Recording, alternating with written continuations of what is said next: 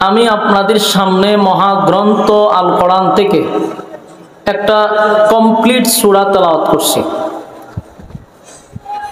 সূরাটি একেবারে ছোট, কিন্তু এই সূরা সম্পর্কে আব্দুল্লাহ ইবনে আব্বাস রাদিয়াল্লাহু তাআলা আনহু বলেন যে গোটা কোরআনে যদি আর কোনো সূরা না থাকতো, শুধু একটা সূরা সূরা আসর থাকতো, গোটা পৃথিবীর মানুষের জন্য এই সূরাটা হেদায়েতের জন্য যথেষ্ট ছিল। কি বুঝেন? সুবহানাল্লাহ আসেনি? থাকলে কইেন। গোটা কোরআনে আর কোনো সূরা না থাকলেও চলতো, শুধু এই সূরাটাই পৃথিবীর মানুষের জন্য হেদায়েতের জন্য যথেষ্ট ছিল। তাহলে সূরাটার ভিতরে আল্লাহ কোনো কিছু বাদ রাখছে না? সব ঢুকাইছে, সব ঢুকাইছে। এই সূরাটা আপনাদের সামনে আমি কমপ্লিট তেলাওয়াত করছি। ইনশাআল্লাহ আমরা যতক্ষণ কথা বলবো কোরআন থেকেই বলবো ইনশাআল্লাহ।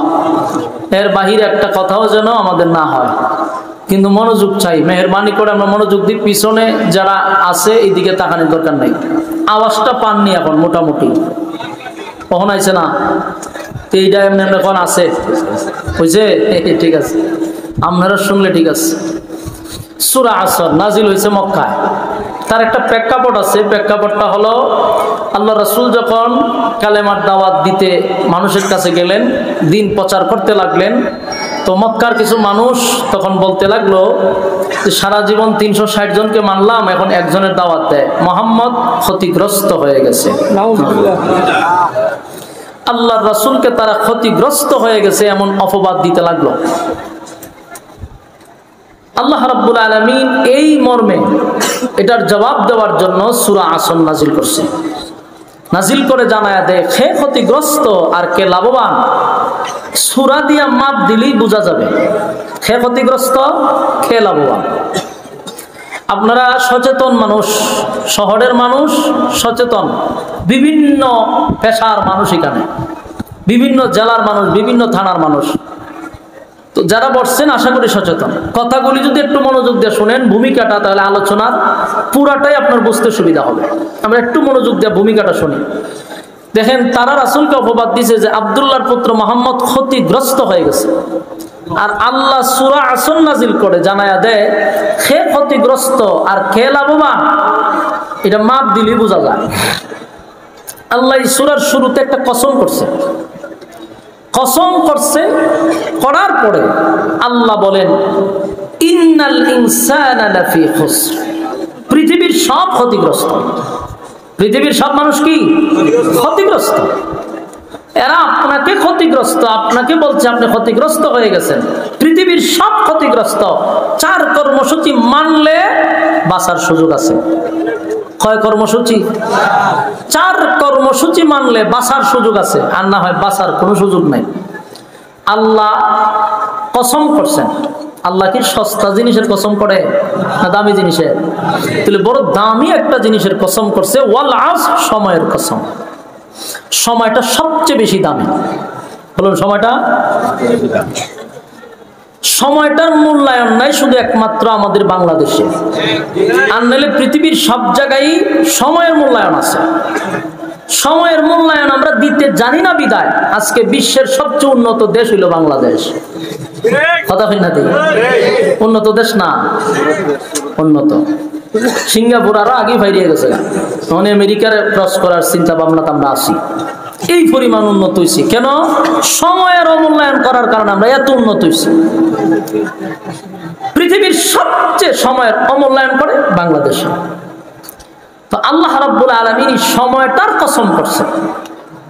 সময়ের কসম। তাফসীর কারকরা বলে সময়টা বলতে কোন সময়? তাফসীর কারকরা বলেন এটা হায়াতের সময়। কোন সময়? হায়াতের সময়। হায়াতের সময়ের কসম করছে আল্লাহ। কসম করে আল্লাহ সবাইকে জানায় দিছে তোমরা সবাই ক্ষতিগ্রস্ত, তবে 4টা কর্মসূচি দিছে বাঁচার জন্য। আমরা এই 4 কর্মসূচি শুনতে রাজি আছি ইনশাআল্লাহ। এই 4 কর্মসূচি যারা বিকল্প, কোনো রাস্তা আমাদের হাতে আর নাই। কারণ আল্লাহ যেখানে কসম করছে যে তোমরা ধ্বংস, তবে 4 কর্মসূচি পালন করলে বাঁচার সুযোগ আছে। এর আগে আসুন আমরা এই বিষয়টা আগে বুঝি যে আল্লাহ রাব্বুল আলামিন বলেন যে তারা আপনাকে ক্ষতিগ্রস্ত বলছে। সূরা আসর দিয়ে এখন মাপ দিত, মাপ দিলেই বোঝা যাবে কে ক্ষতিগ্রস্ত আর কে লাভবান। মাপ দিবেন কেন?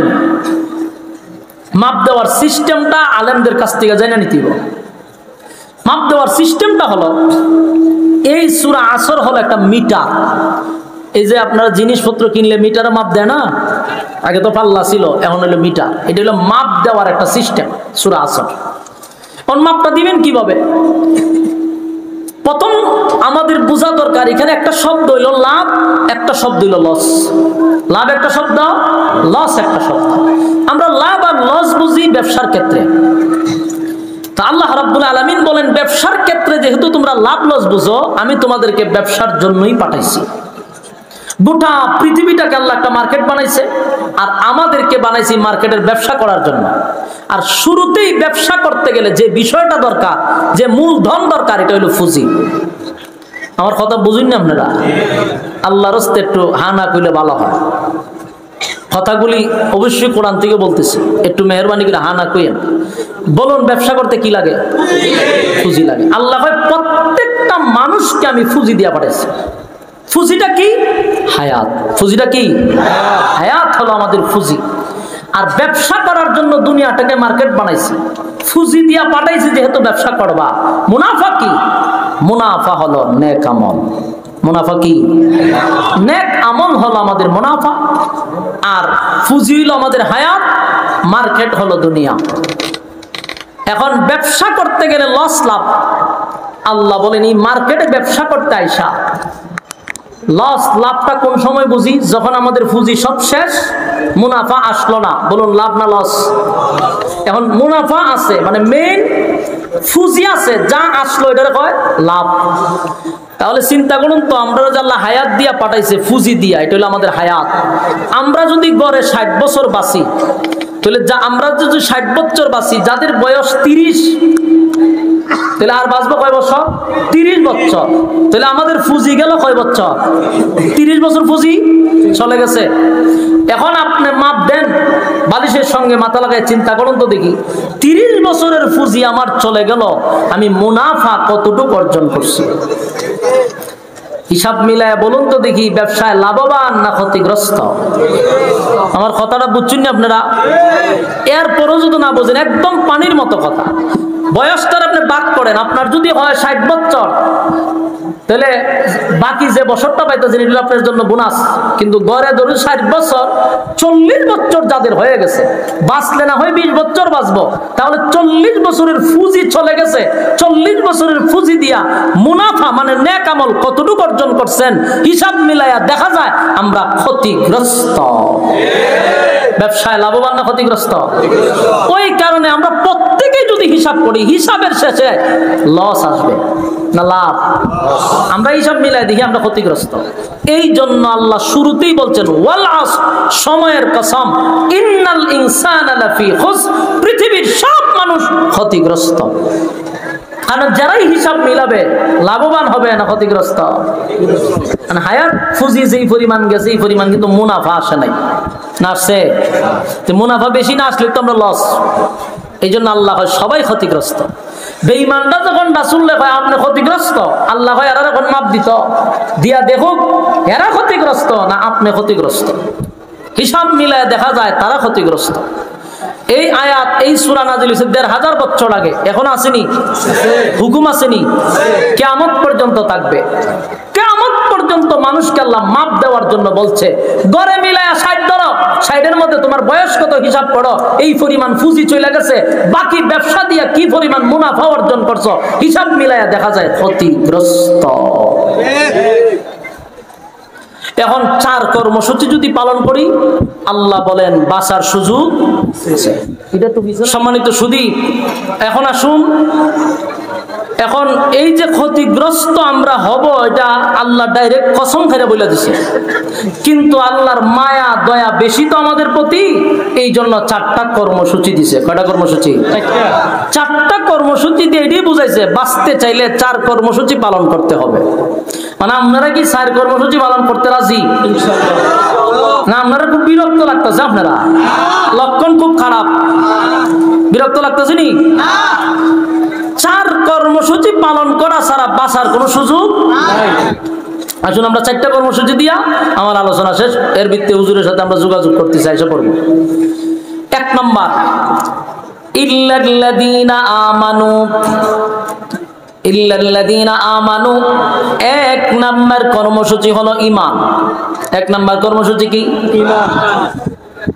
1 নাম্বার কর্মসূচি হলো ঈমান।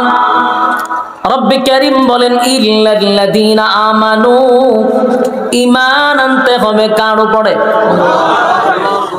1 নাম্বার ঈমান আনতে হবে আল্লাহর উপরে। এই কথা কর্মসূচির 1 নাম্বারটা হলো ঈমান। 1 নাম্বার বলার পরে আপনারা ভিতরে প্রশ্ন আসতে পারে, হুজুর আমরা যারা বসছি সবাই তো ঈমানদার দাবি করে বসছি, তাহলে তো 1 নাম্বার কর্মসূচি অলরেডি পালনই করছি, ঠিক না? কিটা বুঝুন? রব্বে কারীম বলেন 1 নাম্বার হলো ঈমান।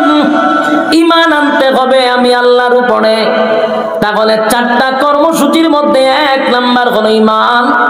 এখানে যারা বসছি কেউ কি বেঈমান হইয়া বসছি না? সবার দাবি আমরা ঈমানদার।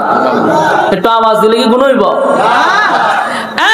সবাই তো ঈমানের দাবি লইয়া বসছি, কেউ কিন্তু বেঈমান হইয়া বসি নাই।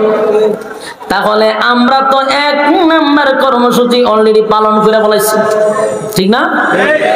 তাহলে আল্লাহ কেন বললেন ঈমান আনো এক আল্লাহর উপরে?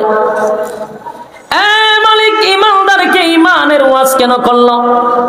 আমরা যদি সবাই ঈমানের দাবি নিয়ে এখানে বসি তাহলে তো আল্লাহ আমাদেরকে ওয়াজ করার দরকার ছিল না, কথা হয় না? তাহলে বেঈমানরা ঈমান আনার কথা বলার দরকার। কিন্তু কোরআনের বহু জায়গায় দেখবেন ইয়া আইয়ুহাল্লাযীনা আমানু, আল্লাহ ঈমানদারকে ঈমানের ওয়াজ করে, কথা হয় না? ঈমানদারকে জাহান্নামের আগুন থেকে বাঁচার জন্য আল্লাহ বলে ইয়া আইয়ুহাল্লাযীনা আমানু কু আনফুসাকুম ওয়া আহলিকুম নারা। এখানে আল্লাহ ঈমানদারকে বলে জাহান্নামের আগুন থেকে বাঁচো। আল্লাহ বলে ঈমান আনো, তাহলে ঈমানদারকে আল্লাহ ঈমানের দাওয়াত দেয়, কথা কম। এটা একটু পিছনে কেন করলাম সুফাটা বছর বছর ভালো লাগবে না। ইল্লাল্লাযীনা আমানু, ঈমান আনার কথা আল্লাহ বলছে, তাহলে হিসাব মিলায়া দেখা যায় ঈমানদারকে আল্লাহ ঈমানের দাওয়াত দেয়, কথা দিবেন না? প্রশ্ন হলো ঈমানদার, আমরা তো ঈমানের দাবি নিয়ে এখানে বসছি, কেউ কিন্তু বেঈমান হইয়া বসি নাই গো। সবার ভিতরে ঈমান আছে, দাড়ি আছে, টুপি আছে, নামাজ পড়ি, সর্বদিক মিলাইয়া ঈমানদার দাবি করে প্যান্ডেলের ভিতরে ঢুকলাম। এখন আমাদেরকে ঈমানের দাওয়াত দেওয়া হয় কেন? কথা হয়? আল্লাহ বলেন ঈমান আনতে হবে। ঈমান তোমরা আনছি কারণ আমরা ঈমানদার দাবি করি বসছি, কিন্তু এরপরও আমাদের কাছে ঈমান মাপার কোনো থার্মোমিটার নেই, না আছে? ঈমান মাপার থার্মোমিটার যদি থাকতো আর এটা দিয়া যদি মাপ দেওয়া হতো তাহলে দেখতেন বক্তা শ্রোতা উভয়ের ঈমানের কোটা জিরোতে দেখা দিত, কথা হয় না? কারণ আমরা কোন কথা ঈমান যায় কোন কথা ঈমান আয় এটাই জানি না। ঈমান মাপার কোন থার্মোমিটার আমাদের কাছে নাই রে। এই জন্য আমরা সুদ খায়াও ঈমানদার দাবি করি, ঘুষ খাওয়ার পর ঈমানদার দাবি করি, নামাজ না পড়াও ঈমানদার দাবি করি, টেন্ডারবাজি সাদাবাজি কইরাও ঈমানদার দাবি করি, খুন বদমাশি কইরা ঈমানদার দাবি করি, এরপরে দর্শনের সেঞ্চুরি করার পর ঈমানদার দাবি করি, আর লুটপাট করার পর ঈমানদার দাবি করি। বাস্তব না বাস্তব? একটা কারণ হলো ঈমান মাপার কোনো থার্মোমিটার নাই, যার কারণে সবাই দাবি কইরা বসে রইছি আমরা ঈমানদার ঈমানদার। আমরা যদি আসলে ঈমানদার হতাম তাহলে আল্লাহ ঈমানদারকে ঈমানের ওয়াজ করত না।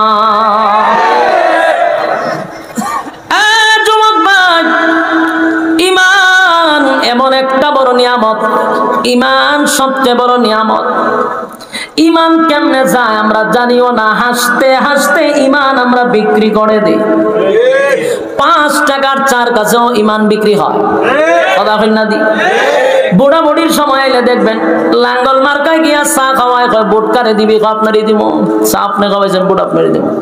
এবার আনারস মার্কা চা খাওয়াইছে, বুট কারে দিবি, আপনারই তো দিব। চা আপনি খাওয়াইছেন বলে বুট কারে দিবি, কফি খাওয়াইলাম, বুট কারে দিবি, আপনারই দিব। বলুন তো দেখি বুট কয়টা দিল, কয়জন রে? বুট একটা দিল 3 জন রে। ইমান আছে না গেছে? তাহলে আমাদের অভ্যাস এত খারাপ, 5 টাকার কাছে ইমান বিক্রি হয়, কথা বলেন। আবার অনেক মানুষ ফার্মেসিতে, কদিন আগে আমি গেলাম, দেখি এক বেচারা ডাক্তার রে কইতেছে, কালকা ওষুধটা না খাইলে মরি গেছিলাম বুকের ব্যথা। তার মানে ওষুধে তারে বাঁচাইছে। এই কথাটাও সাংঘাতিক, আমরা কিন্তু এগুলা বলি। এই কথার দ্বারা ইমান চলে যাওয়ার সম্ভাবনা আছে না নাই? ওষুধ আমাকে বাঁচাইতে পারে না। আবার অনেকে বলে আমার সন্তানটা যদি বিদেশে না থাকতো, না খাইয়া মরতাম। হয়নি? কোন কথায় ইমান যায় আমরা জানি না। আমাদের ইমান দে আমাদের কাছে থাকে না, এটা আল্লাহ বালা কইরা জানে, কথা কয় না? আমাদেরকে আল্লাহ বলেন, বান্দারে জায়গায় বে জায়গায় মাথা টেকাইলো কিন্তু ইমান যায়, কথা কই না দি। মাথা খার জন্য, কপাল খার জন্য বানাইছি। কপাল আমি বানাইছি বান্দা আমার জন্য, একমাত্র মাথা নত করবি আমি আল্লাহর কাছে। আল্লাহ ছাড়া কোথাও যদি মাথা নত করো, ইমান থাকবো নি। জায়গায় বে জায়গায় মাথা টেকাইলে চলবো নি। মাজারে দরগায় বাবার পায়ে, অমুকের পায়ে, তমুকের পায়ে মাথা টেকানো যাইব, ইমান থাকবো নি। তাহলে আমাদের ইমান ঠিক এইভাবেই চলে যায়। এরপর আমরা দাবি করি ইমানদার, কথা কয় না? ইমানের দাবি নিয়া ইমানদার, ইমানের দাবি নিয়া বসে আছি, কিন্তু সকাল বিকাল ইমান চলে যায়, আমরা বলতে পারি না। আর ইমান এত দামি, ইমানটা এত দামি, এত দামি, এত দামি। আল্লাহ বলে, বান্দারে ইমান যদি থাকে, পাহাড় পরিমাণ গুনাহ যদি হয়, আল্লাহর হক নষ্ট করছেন, বান্দা যদি একটা সময় ভিতরে এটা বুঝে আসে যে আমি গুনাহ করতে করতে পাহাড় পরিমাণ করছি, গুনাহ করতে করতে সাগরের পেনা পরিমাণ করে ফলাইছি, এটা যদি একটা সময় বুঝে আসে, আর বান্দা যদি তার সমস্ত গুনাহর উপরে লজ্জিত হয়ে যায়, ইমান আছে কিন্তু গুনাহ আছে, ইমান থাকার পরে গুনাহ আসেনি, গুনাহ আছে ইমানও আছে গো। গুনাহটা যদি সাগরের ফেনার মতো হয়ে যায়, পাহাড় পর্বতের মতো হয়ে যায়, আর এই গুনাহর উপরে যদি বান্দা কোন সময় লজ্জিত হয়ে যায়, বান্দা যদি লজ্জিত হইয়া চিন্তা করে আমি তো গুনাহ করছি, আমার গুনাহটা যদি আমার মা দেখতো গো, সন্তান বলে কোনদিন মা পরিচয় দিত না, গুনাহ যদি বাবায় দেখতো, সন্তান বলে পরিচয় দিত না। আমি যে গুনাহটা করছি, আমার স্ত্রী দেখলে কোনদিন স্বামী বলে স্বীকার করত না, আমার গুনাহ যদি আমার সন্তান দেখে বাবা বলে পরিচয় দিবে না। আল্লাহ, আমি এত জঘন্য গুনাহ করলাম, আসমানের নিচে আমার মতো গুনাহগার কেউ নাই।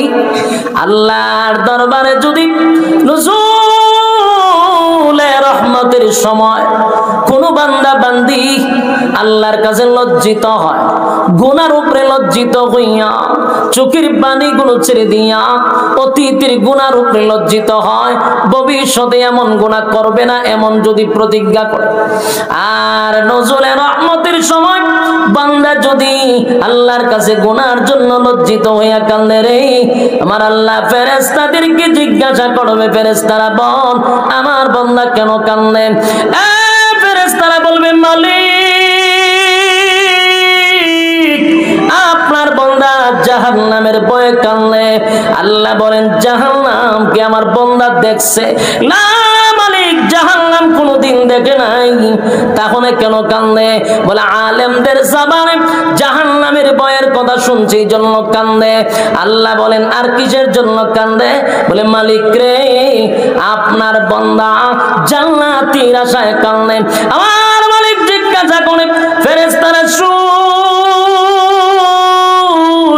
আমার বান্দা কি জান্নাতের আরামায়েশ দেখছে না মালিক দেখে নাই না মালিক দেখে নাই তাহলে কেন কান্দে বলে জান্নাতের আশায় কান্দে জাহান্নামের ভয়ে কান্দে আল্লাহ গুনার উপরে লজ্জিত হইয়া বান্দা কান্দে গো আল্লাহ বলেন নজুলের রহমতের সময় জিন্দেগির গুনার উপরে লজ্জিত হয়ে গেছে যেই সময় পশু পাখিরা ঘুমায়া যায় যেই সময় মানুষ তার স্ত্রী পুত্র লইয়া ঘুমায় ঠিক এই মুহূর্তে বান্দা আমি আল্লাহর কুদরতি পায়ে পড়িয়া বান্দা কান্দে আমি আল্লাহর কুদরতি আমি আল্লাহর রহমতের মধ্যে জোশ উঠে গেছে বান্দা ওয়াদা দিলাম বান্দায় যদি চোখের পানি ছেড়ে দিয়া কান্না শুরুই করে দিল লজ্জিতই হয়ে গেল আমিও ফেরেশতাদেরকে সাক্ষী রেখে ওয়াদা করলাম আমার বান্দার সমস্ত গুনাহ চোখের পানিটা নাকের ডগায় আসার আগে আগে জিন্দেগির সব গুনাহ মাফ করে দিলাম একটা জবান বন্ধ রাখবেন না কোন আল্লাহু আকবার আর জোরে কোন আল্লাহু আকবার গুনার উপরে লজ্জিত হয় রব্বে কারীম বলেন গুনার উপরে লজ্জিত হইলে আমি মাফ করে দেই কিন্তু শর্ত হলো ঈমান জোরে কোন শর্ত হলো গুনাহ করার পরে আল্লাহ বলেন আমার হক নষ্ট করলে মাফ করে দিব ঈমানটা লইয়া যদি কবরে যাস আল্লাহ কই গুনার কারণে হয়তো বা জাহান্নামের আগুন দিয়া জ্বালাবো পোড়াবো কিন্তু ঈমান নামক দৌলতের কারণে আমি আল্লাহ তোর একটা সময় হলো জান্নাতে দিব সুবহানাল্লাহ বলুন কিসের কারণে ঈমানের কারণে ঈমান যদি থাকে গো আমার মালিক বলেন জাহান্নামের আগুনে পোড়াইয়া তোরে জান্নাত দিব আর ঈমান যদি না থাকে অনন্তকাল জাহান্নামের আগুনে জ্বলতে হবে কথা হয় না ঈমান এত গুরুত্বপূর্ণ ঈমান এত গুরুত্বপূর্ণ এই জন্য আল্লাহ বলেন ইল্লাল্লাযীনা আমানু ঈমান আনতে হবে আমি আল্লাহর উপরে ঈমান কার উপরে যুবক ভাই ঈমান সাধারণ কোনো বিষয় না যত বেশি ঈমান আপনার মজবুত হবে তত বেশি পরীক্ষা আসবে কথা হয় না নরমাল ঈমানদারের উপরে তো পরীক্ষা হয় না কথা এখন ঠিক নেই ঈমান যত শক্ত পরীক্ষা তত বেশি প্রত্যেকটা মুমিনের উপরে পরীক্ষা হয় কিন্তু এই পরীক্ষায় উত্তীর্ণ হতেই হবে পরীক্ষা ছাড়া কেউ জান্নাতে যেতে পারবো কথা হয় না দি প্রত্যেকটা মুমিনের পরীক্ষা হবে ঈমানের পরীক্ষা হয় ঈমানের পরীক্ষা না দিয়া কেউ জান্নাতে যেতে পারে না যুবক ভাইরা আজকে গোটা পৃথিবীর মধ্যে তাকায়া দেখেন ফিলিস্তিনিরা এখন ঈমানের পরীক্ষা দিতেছে কথা হয় না ঈমানের পরীক্ষা ফিলিস্তিনরা দিতেছে আমরা বৈশা বৈশা শুধু নিন্দা জানাবো না আমাদের জন্য পরীক্ষা শুরু হয়েছে কথা কই না দি ফিলিস্তিন মার খায় আর আমরা এখানে বৈশা বৈশা শুধু নিন্দা জানাই কিন্তু আমরা জানি না ঈমানের পরীক্ষা বাংলাদেশের মুসলমানের উপর শুরু হয়েছে ঠিক বাড়ি দিয়ে বলবেন পাকিস্তানের উপর ঈমানের পরীক্ষা শুরু হয়েছে 57টা মুসলিম দেশে ঈমানের পরীক্ষা শুরু হয়েছে কিন্তু আমরা মুসলমান লাল চামড়া কুত্তাগুলির পা ছাড়তেছি পরীক্ষার খবর নেই বাস্তব না বাস্তব লাল চামড়াদের পা ছাড়তেছি প্রত্যেকটা মুসলমানের দেশে প্রত্যেকটা নাগরিক প্রত্যেকটা ঈমানের উপরে পরীক্ষা শুরু হয়ে গেছে বাংলাদেশে বসে আছি ঈমানের পরীক্ষা শুরু হয়েছে নি পরীক্ষা শুরু হয়ে গেছে মুসলমানের রক্ত ঝরতেছে আর তুমি তসবিহ টপলে এখন চলবে না এখন কি তসবিহ যাওয়ার সময় সম্মানিত সুধী গোটা বিশ্বের সব মুসলমান ঐক্যবদ্ধ হতে হবে বিশেষ করে আমরা যারা আছি আমাদেরকেও সর্বপ্রথম এক হতে হবে। ঐক্য ছাড়া বিকল্প কোনো রাস্তা নাই। আপনারা কি আওয়াজ করতাম, আমরার মধ্যে ঐক্য নাই, কপাল তো আমরার খারাপ। এতগুলা ইসলামিক দল না হইয়া যদি সব মিললে একটা হইতো, কিতা বোঝেন, রাম বামরা কথা কইবার সাহস হইতো না আমরার লগে। কিন্তু আমরা 15 জন হইলে একটা ব্যানার লই আমি একটা দল, 20 জন হইলে আরেকটা দল, ওমা দলের অভাব নাই। এত দল বাংলাদেশ, সব দল ভেঙ্গে একজনের নেতৃত্বে যদি আমরা যেইভাবে আহমদ শফী সাহেবের নেতৃত্বে সবাই এগিয়ে চলছিল এইভাবে যদি আবার এক হতে পারি, আল্লাহর কসম এই দেশে ইসলামের পতাকা উড়বে ইনশাআল্লাহ। ঐক্য ছাড়া সম্ভব না, কিন্তু এখন আমরা ঐক্যই না ফাটল সৃষ্টি করবো। এই জন্য আমাদের উলামায়ে কেরামদের উচিত আমরা এখন ঐক্য হওয়া দরকার, মাঝখানে দুইটা ফাটল সৃষ্টি করার কোনো দরকার নাই। আমরা কিন্তু অনেকে আছে ফাটল সৃষ্টি করা শুরু করছে, আমরা সেই ঐক্য হইতে মাঝখানটা দেয় ফাটল সৃষ্টি করা না। যতদিন না পর্যন্ত ঐক্য না হবো আল্লাহর কসম মায়ের খাইতেই থাকবো, মায়ের খাইতে থাকবো 100%। আজকে আপনি খাইতেছেন, কালকে আমারও ধরবো, এটা নিশ্চয়তা নাই। এখন আপনারা ধরছে আর আমি যদি আমার দল না কে সুখ দে, 2 দিন পর আপনারা শেষব, এটা নিশ্চিত থাকেন। আর অলরেডি বাংলাদেশে কিছু প্রমাণও আমরা পাইছি, কথা হয় না দি, একজনে মারলে আরেকজন হাতে তালি দেয়, হেরও ধরছে, যে তালি দেয় হেরই ধরে, তবে একটু সময় নিয়ে ধরে, বাস্তব না বাস্তব। তাহলে একজন আরেকজনেরটার দিকে টিটকারি মস্কারি না করে সবাই আমার ভাই, আমার মুসলমান মুসলমান, আমরা ভাই ভাই, আমাদের এক ছাড়া বিকল্প কোনো রাস্তা নাই। আর আমাদেরকে ফাটল ধরানোর জন্য আমাদের মাঝখানেও কিছু লোক তারা রেডি করে রাখে ফাটল করবার লেগে। বলো ঐক্য ছাড়া বিকল্প কোনো রাস্তা আছে? গোটা বিশ্বের সব মুসলমানরা যদি আজকে হুঙ্কার দিত, ইসরায়েলি পারত ফিলিস্তিনের উপরে হামলা করত, এই কিচ্ছু লাগে না। আমাদের যতটুকু স্টাডি আছে, এতটুকু গবেষণা করে আমরা যতটুকু বুঝতে পারছি, সবচেয়ে বেশি সম্পদ হলো মুসলমানের হাতে। এর মধ্যে সবচেয়ে বড় সম্পদ হলো তেল। তেলের উপরে সম্পদ আছে না? আল্লাহর কসম, যদি এখন আরব দেশগুলি বলে যে আমরা তেল দেওয়া বন্ধ করে দিব, সব লাল চামড়া কুত্তাগুলি দৌড়ের উপরে থাকবো, শুধু তেল বন্ধ করে দিলে। এই সম্পদ আল্লাহ মুসলমানকে দিছে, কিন্তু দেখেন না মুসলমান এত বড় সম্পদ পায়, এরা ফাও ছাড়তেছে, লাভ হইব কি? পা ছাড়তেছে তারা।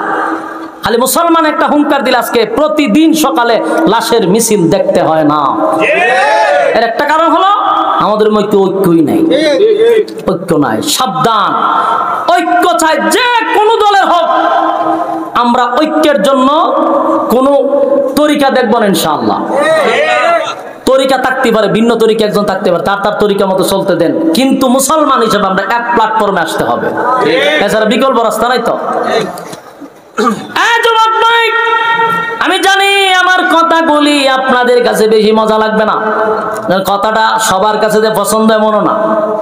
কারণ আমরা যেহেতু ফন্ড জমলে একটা ব্যানার লয়ে দৌড় মারি, তো সুতরাং আমার এই কথাগুলি আপনাদের কাছে যে পছন্দ হবে এটা আমিও জানি পছন্দ হবে না।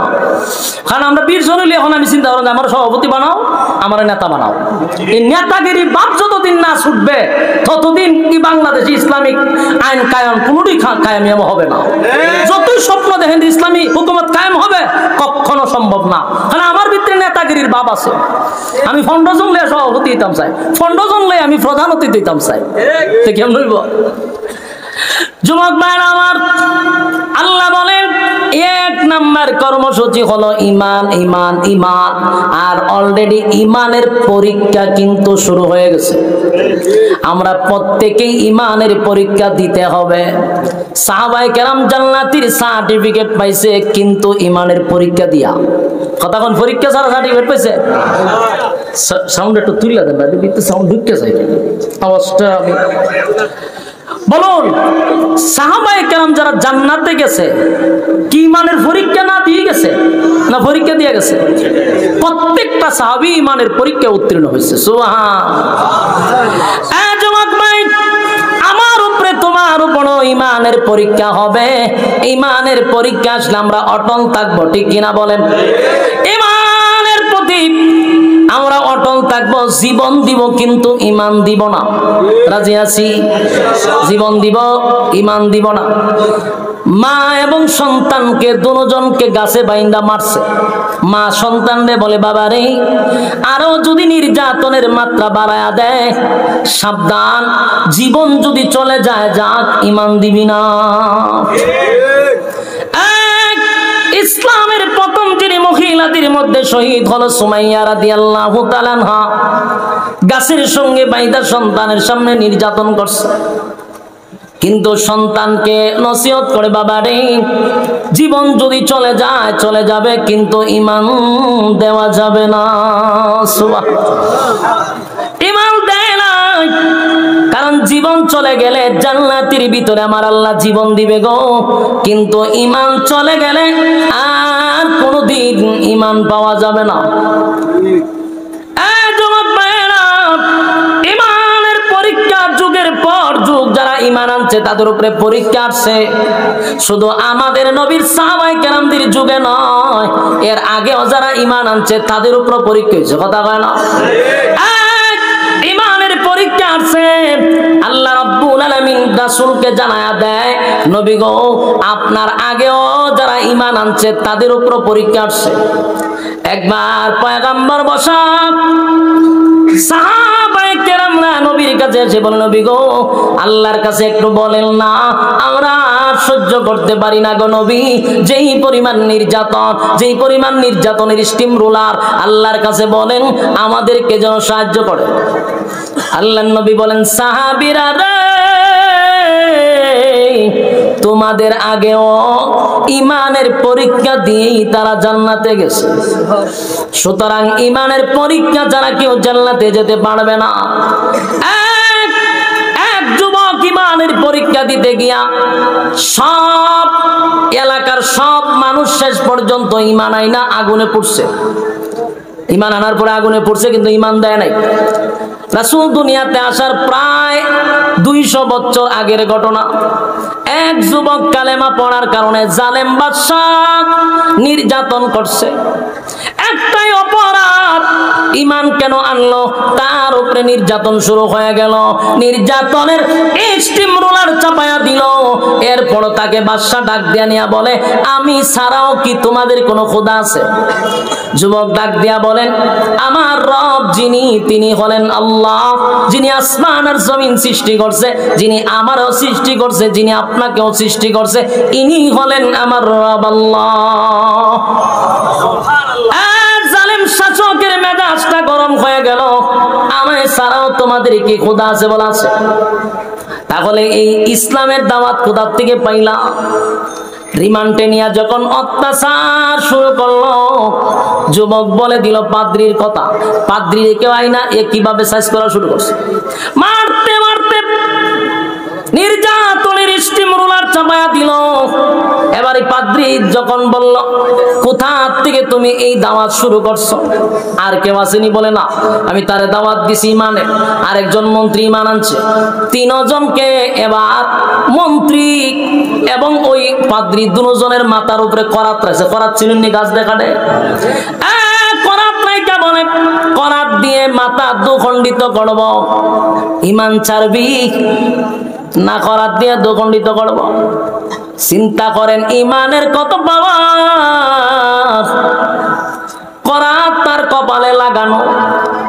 করাত রাইকাই বলেন, জালেম বাদশা, ঈমান আনছি এক আল্লাহর উপরে, করাত দিয়া যদি দুখণ্ডিত করা হয়, একটা সেকেন্ডের জন্য ঈমান ছাড়ব না। বলুন, আমি আপনারা সবাই মিল্লা এমন পরিস্থিতিতে যদি পড়ি যে আমরার মাথার উপরে করাত আছে, ঠিক আছে, করাত লাগানো, বলুন তো দেখি আমাদের কয়জনের ঈমান টিকব? কয়জনের ঈমান টিকবে বলুন? আল্লাহর কাছে দোয়া করেন এমন পরিস্থিতিতে যেন আমাদেরকে আল্লাহ না ফালায়। কারণ আমরা ঈমান যে দুর্বল, 5 টাকার জন্য আমরা ঈমান বিক্রি করি। কথা হয় না? এক প্লেট বিরিয়ানি আর একটা ডিম খাওয়ার জন্য আমরা ঈমান নষ্ট করি। বাস্তব না বাস্তব? এই হলো আমাদের ঈমানের অবস্থা। এক প্লেট বিরিয়ানি আর একটা ডিম খাইয়া বাস জান্নাতের সার্টিফিকেট 1 জনকে দিয়া দিতাছি। কি চমৎকার! চমৎকার, কি চমৎকার। হেরার মাথার উপরে যদি খরাত রাখে কিতা বুঝো, থাকবো না যাইব, লক্ষণ খারাপ। ডিমে যদি অৎকার নিতে পারে খরাতে কিতা করবো? বাস্তব না বাস্তব? আল্লাহর রাসূল বলেন ইমানের পরীক্ষা আসবে, উত্তীর্ণ হতে হবে, জান্নাত পাইবা। কেউ ইমানের পরীক্ষা না দিয়ে জান্নাতে যেতে পারে নাই। তবে দোয়া করেন, আল্লাহ এমন পরীক্ষা আপনি আমাদেরকে ফালায়েন, আমরা ইমান বড় দুর্বল, আল্লাহ আমরা এমন পরীক্ষায় যদি পড়ি, আল্লাহ ভালো জানে আমাদের অবস্থা কি হবে। আপনারা একটা বলতে পারেন আমি আমার নিয়ে চিন্তা করি, করার যদি মাথায় রাখে কয়জন আমরা টিকতে পারবো? এই জন্য দোয়া করেন, মালিক ইমান বড় দুর্বল, এমন কোন পরীক্ষা দিয়েন না গো মালিক যে পরীক্ষার সামনে আমরা ইমান হারা হয়ে যাই। আল্লাহ এমন পরীক্ষা দিয়েন না। তবে পরীক্ষা আসবে, এটাই স্বাভাবিক, কথা হয় না? প্রস্তুত থাকতেই বলি। শুধু তসবিহ আর কপালের মধ্যে দাগ ফালাইয়া মক্কায় গিয়া হাজি নাম পালাইয়া এখানে দায়িত্ব শেষ না। পরীক্ষার জন্য প্রস্তুত থাকেন, কথা হয় না? পরীক্ষার জন্য প্রস্তুত থাকেন। যার ঈমান যত শক্ত তার উপরে তত মুসিবত। বাস্তব না বাস্তব? সাহাবায়ে কেরামদের ঈমান ছিল আমাদের মতো, কথা হয় না? আমাদের মতো ঈমান ছিল না, এই জন্য তাদের উপরে নির্যাতনটা ওইভাবেই আসছে, কথা কই না দি? নবীদের ঈমান আমাদের মতো, সাহাবীদের মতো না আরো শক্ত, এই জন্য আল্লাহ মাছের পেটের ভিতরে পর্যন্ত নিছে, কথা কয় না? আগুনের ভিতরে পর্যন্ত ফলাইছে, পরীক্ষা করে নাই? রাসূলের দান দান ভাঙছে, রক্তাক্ত করছে। যার যত ঈমানের ইও বেশি তত পরীক্ষাটাও বেশি কঠিন, আর কঠিন থেকে কঠিন হবে। আমরা যে অবস্থা, আমাদের ঈমান যদি আরো শক্ত হয় পরীক্ষাটাও আরো কঠিন হবে, কথা হয় না? যুবক ভাইরা আমার, এক নাম্বার হলো ঈমান। ঈমানিল্লাযীনা আমানু, ঈমান আনতে হবে আমি আল্লাহর উপরে। যুবক ভাইরা আমার, ঈমানের ক্ষেত্রে কোনো স্যাক্রিফাইস নাই, না করবেন আপনারা? ঈমান রাখতে গিয়া যদি যত বড় মুসিবত আসুক এর জন্য মোকাবেলা আমরা করব ইনশাআল্লাহ, কথা হয় না? ঈমান দিব না, সব দিতে রাজি। কি দিতে রাজি না? কারণ চারটা কর্মসূচির মধ্যে এক নাম্বারই হলো ঈমান। এক নাম্বার ইল্লাল্লাযীনা আমানু, ঈমান হবে আল্লাহর উপরে, এটা হলো কর্মসূচি। নাম্বার কত? 2 নাম্বার হলো ওয়া আমিলুস সালিহাত। 2 নাম্বার হলো নেক আমল। 2 নাম্বার কি? 2 নাম্বার হলো নেক আমল। নেক আমল, নেক আমল। গোটা পৃথিবীর দিকে তাকায়া দেখেন, মানুষ কি নেক আমলের দিকে বেশি না গুনাহের দিকে বেশি? গুনাহের প্রতিযোগিতা হচ্ছে, নেকির প্রতিযোগিতা কম কম, নেকির প্রতিযোগিতা কম, গুনাহের প্রতিযোগিতা বেশি, কথা এখন ঠিক নেই? ঈমান আনো। 2 নাম্বার ওয়া আমিলুস সালিহাত, নেক আমল করো। কারণ 2 নাম্বার কর্মসূচি হলো নেক আমল। নেক আমল, নেক আমল ছাড়া কেউ আল্লাহর দয়া মায়া জান্নাতে যেতে পারবে না। নেক আমল থাকার দরকার আছে না নাই? 2 নাম্বার হলো নেক আমল। বেশি বেশি করে গুনাহের প্রতিযোগিতা করব না নেকির প্রতিযোগিতা? নেকির প্রতিযোগিতা করব, কারণ 2 নাম্বার হলো নেক আমল। 3 নাম্বার হলো ওয়া তাওয়াসাউ বিল হক। 3 নাম্বার কথা হলো, 3 নাম্বার কর্মসূচি হলো হক কথা। হ্যাঁ, 3 নাম্বার কি? 3 নাম্বার হলো হক কথা। বলুন তো দেখি, হক কথা তিতা না মিঠা? এটা কি মিঠা না তিতা? করল্লার চেয়ে বেশি তিতা। হক কথা এমন তিতা, কোন সমাজই এটা মানে বরদাস্ত করতে পারে না, ঠিক? কিন্তু আল্লাহ কয় হক কথা বলা লাগবে। 6 নাম্বার কর্মসূচি হক কথা তিতা, কিন্তু এটা বলতে হবে। আরে হক কথা বলতে হবে, আল্লাহর ওয়ার্ডার কর্মসূচি 3 নাম্বার। তোমার হক কথা বলতেই হবে। হক কথা যদি তুমি বলো, আল্লাহর হুকুম 3টা নাম্বার কর্মসূচির মধ্যে 3 নাম্বার হলো হক কথা। হক কথা তোমার বলতেই হবে। শুধু হক কথা হুজুরের লাগিয়া, ইমাম সাহেবের লাগিয়া, খতিবের লাগিয়া আমরা মনে করি হক কথাটা হুজুররা কইব, বক্তারা কইব, ইমাম খতিবরা কইব। সাধারণ মানুষের জন্য হক কথা নাই না আছে? কর্মসূচি 3, তাহলে সবার জন্য হক কথা বলতে হবে। কথা কই না দি? হক কথা যদি ইমাম বলে, ইমামের খতিবগিরি নাই। বাস্তব না বাস্তব? হক কথা যদি কোনো প্রিন্সিপাল বলে, তার প্রিন্সিপালগিরি নাই। হক কথা যদি বক্তা বলে, তো বক্তারে না সাইড দেওয়ালের ভিত্তিবন্ধীরা তো হয়। মোট কথা হক কথা বলতে পারবা না, কিন্তু আল্লাহ বলা লাগবে। কর্মসূচি কয় নাম্বার? 3 নাম্বার কর্মসূচি। হক কথা বলতেই হবে, বলতেই হবে, বলতেই হবে। এটা তিতা হোক, আল্লাহর ওয়ার্ডার, হক কথা বলতে হবে। শুধু ইমাম নয়, শুধু খতিব সাহেব নয়, শুধু বক্তা নয়, সাধারণ মানুষ আপনাদেরও হক কথা বলা দরকার। গ্রামের যারা সালিশ করে, এটা তো শহর, এখানে সালিশ মালিশ খুব কম, কিন্তু গ্রামে যারা সালিশ করে, যারা সর্দার সালিশ দরবার করে, ওই সর্দার গলির থেকে নিয়ে হক কথা বলা দরকার। কথা কয় না? তাদের হক কথা না বলার কারণে নির্দোষ মানুষটা এখন দোষী হয়, দোষী মানুষটা নির্দোষ হয়। অভাব হলো হক কথা। কথা কয় না? ওই গ্রামের একটা সালিশ পর্যন্ত প্রভাব ঢুকে গেছে। সব জায়গা খালি গরম, সব জায়গা কি খালি গরম আর গরম। গরমের টেলায় মানুষ ডরায়া হক কথাই পায় না।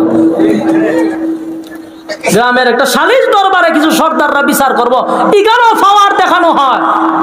তাই পাশের মানুষগুলা তাদের ব্যাপারে হক কথাটা বলতে চায় না, আর তাদের হক কথা না বলার কারণে নির্দোষ মানুষগুলি দোষী সাব্যস্ত হয়ে শেষ পর্যন্ত কারাগারে যেতে বাধ্য হয়। একটা মাত্র কারণ, 3 নাম্বার কর্মসূচি না পালন করার কারণে। বাস্তব না বাস্তব? বেচারা 5 ওয়াক্ত নামাজ পড়ে, মাথায় একটা কালো দাগ আছে, তসবিহ একটা আতো আছে, মসজিদ থেকে বাইরে বাসা পর্যন্ত যাইব, পাশে ডুল বাজনা হইতেছে, ডান্স তো পাগলো, ডান্সের গানের আওয়াজ হইতেছে, বেচারা তসবিহ পড়ে আর সুবহানাল্লাহ সুবহানাল্লাহ, সি সি সি সি আমরা কেডা করতেছে, এটা কার ছেলে এরকম গান বাজনা বাজায়? তখন কয় চাচা এটা তো সগীর আলীর ফুলা, বড় খারাপ, বড় খারাপ, সুবহানাল্লাহ সুবহানাল্লাহ সুবহানাল্লাহ। তাই তসবিহ আছে, তাই কি আছে? তসবিহ। আর এদিকে নিন্দা জানাইতেছে, হে বালইলনের ফুলা বালইব কেমনে? সুবহানাল্লাহ সুবহানাল্লাহ সুবহানাল্লাহ সুবহানাল্লাহ। মসজিদের পাশে এরকম ডুল বাজনা বাজানো ঠিক নেই। সুবহানাল্লাহ সুবহানাল্লাহ সুবহানাল্লাহ সুবহানাল্লাহ।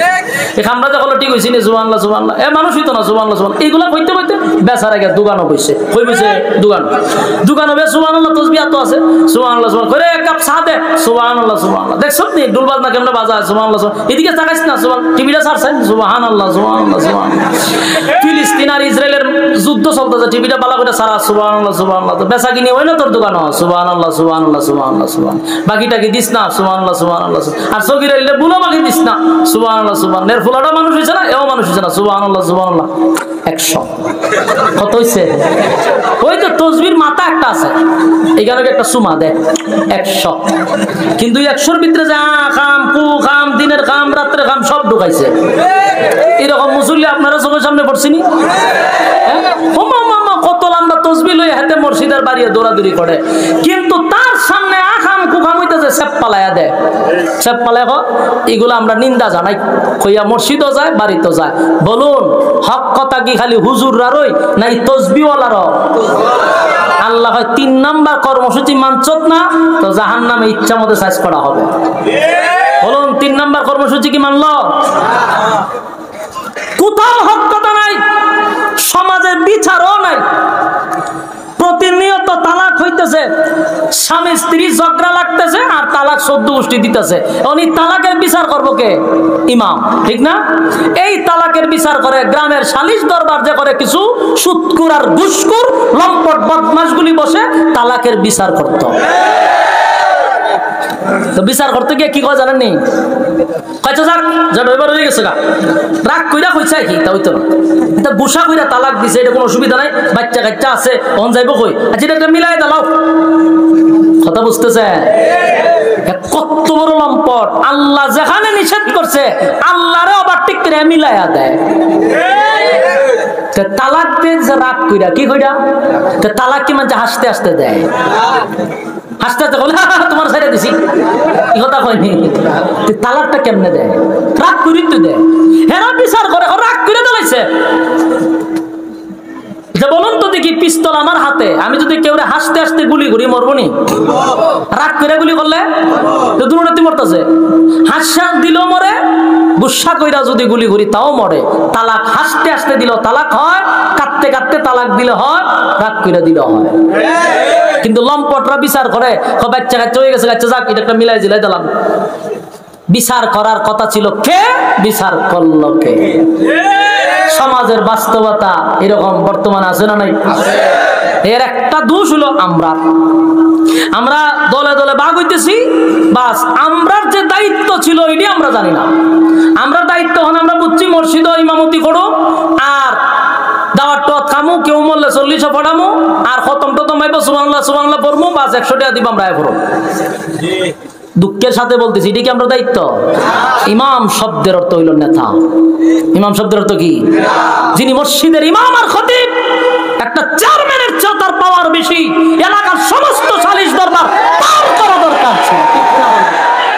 আজকে যদি ইমাম আর খতিব যদি এলাকার বিচার করত, এলাকার সালিশ দরবার ইমামদের হাতে দায়িত্ব দেওয়া হতো, আল্লাহর কসম নির্দোষ মানুষ কোন সময় দোষী হতো না, দোষী মানুষ নির্দোষ হতো না, তালাকপ্রাপ্ত মহিলারা জারজ সন্তান জন্ম দিত না।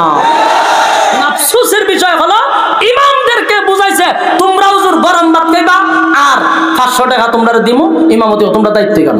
বিচার আছে আমরা তো ছেড়ে দেন। কি বাটপারি শুরু করছে। সর্দার গুলার বিচার গুলো আমি বহুত দেখছি, তার 10টায় বিচার করতো, এই গুড়াই 8টা এক, কিন্তু বিচারে গিয়া পাট পাট হয়। আগেই পরামর্শ করে, আমি এমনি কমু তুই এমনি কবি, তুই আর আমি লেগে যাবো ঝগড়া, বিচার আবার 1 সপ্তাহ পরে ফেলাম। আমি নিজে উপস্থিত ছিলাম এর এই মিটিং এর মধ্যে, আমি তো তার সাথে চলি। এই গ্রুপটা যখন এইসব আলাপ করতেছে আমি দাঁড়ে বোয়া, পরে আমি বলি আমি বুঝি করে হুজুর আপনি তো বুঝতেন না, আমি সব বনা সেটা আমার ওয়াজ না খাওয়া পর্যন্ত আমি ঠান্ডা হইতাম না, সারা দেশের মানুষের উনাই দিব। হেরা বইয়া নিয়ত করতেছে আমরা যখন করে 1 সপ্তাহ ধরে তো বিচার হইতেছে না, কিতা করান খাল খাতে আমি শেষ করে ইসলাম, তুই তো মাঝখানে বাধা দিলি, হয় বেটা আজকেও বিচার হইতো না, আমি কবি এমনে তুই কবি এমনে, তুই কবি এমনে, বাস লাগে তোমার জগা, আবার 1 সপ্তাহ পরে। এর লাভটা কি জানেননি? প্রত্যেক বিচারের ডেটে একটা করে বেনসনের প্যাকেট 1000 টাকা করে ফোন, বিচারের আগে ভাউটি ভাই। এই হচ্ছে সালিশ দরবারের অবস্থা। সত্য না মিথ্যা? আর বর্তমানে গরিবের তো বিচার নাই, যার টাকা নাই এর বিচারও নাই। বাস্তব না বাস্তব? সত্য না মিথ্যা? আওয়াজ দিয়ে কোন সত্য কথা বলে যাই, মন দিয়ে শোনেন সবাই, সত্য কথা বলে যাই, মন দিয়ে শোনেন সবাই, এই সমাজের কোনো কাজে শান্তি তো ভাই মোটে না, এই সমাজের কোনো কাজে শান্তি তো ভাই মোটে নাই। সত্য কথা বলে যাই, মন দিয়ে শোনেন সবাই, এই সমাজের কোনো কাজে শান্তি তো ভাই মোটে নাই, এই সমাজের কোনো কাজে শান্তি তো ভাই মোটে নাই। অফিস আদালতে বাইরে ঘুষ বিনা চলে না কাম, ঘুষ পাইলে সব সারেরা বলে না সে নয়েল কাম। বাস্তব না বাস্তব?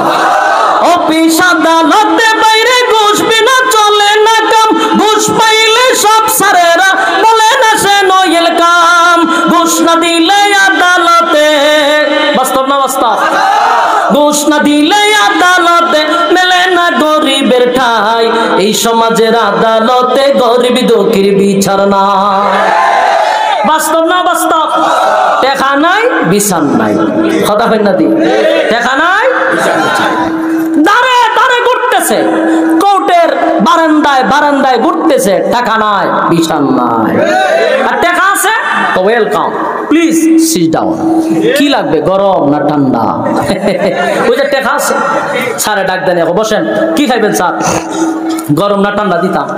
আর একবার দুয়ারের ভাগা ভাগে ঘুরতেছে, দরজার কিনারা কিনারা, বিচার নাই।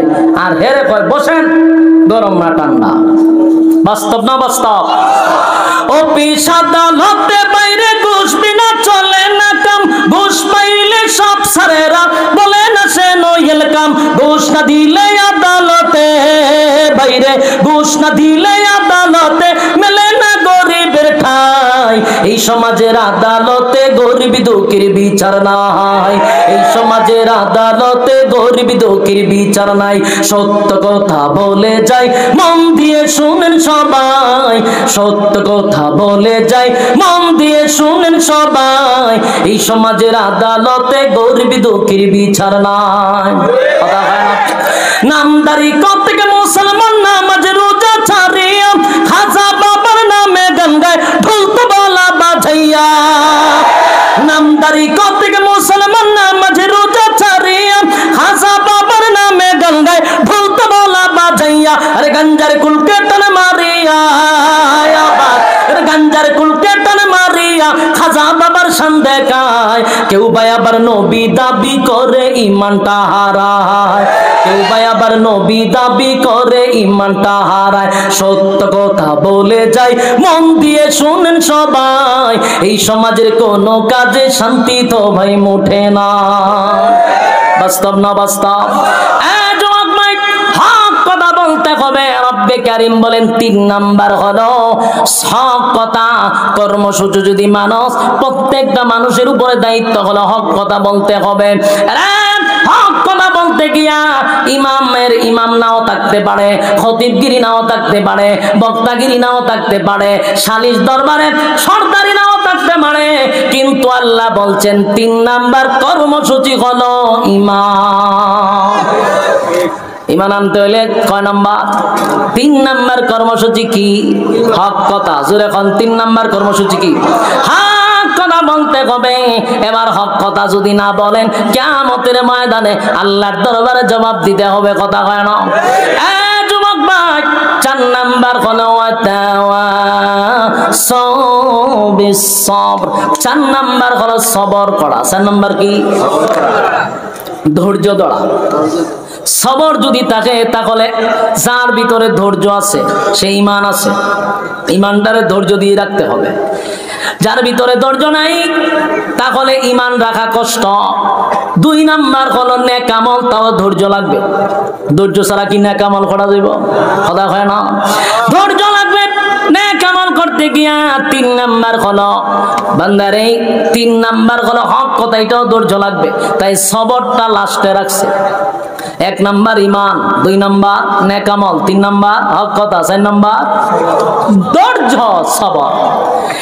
4 কর্মসূচি। 1 নাম্বার আল্লাহ বলেন সময়ের কসম, সময়ের কসম। সময়টা হলো তোর হায়াতের কসম। আমি আল্লাহ প্রত্যেকটা মানুষকে আমি হায়াত দিছি, হায়াতটা তোমার পুঁজি দিছি বান্দারে, সেই পুঁজির কসম আমি আল্লাহ কসম কেড়ে বললাম ওয়াল আস, সময়ের কসম, সময়ের কসম।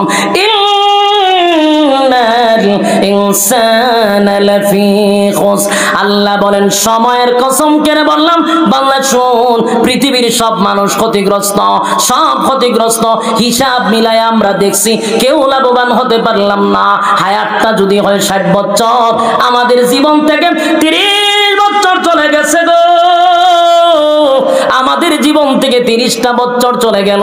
তার মানে 30 বছরের পুঁজি দিয়া আমরা কিন্তু মুনাফা অর্জন করতে পারলাম না। হিসাব মিলায়া দেখি ক্ষতিগ্রস্ত, ক্ষতিগ্রস্ত, ক্ষতিগ্রস্ত।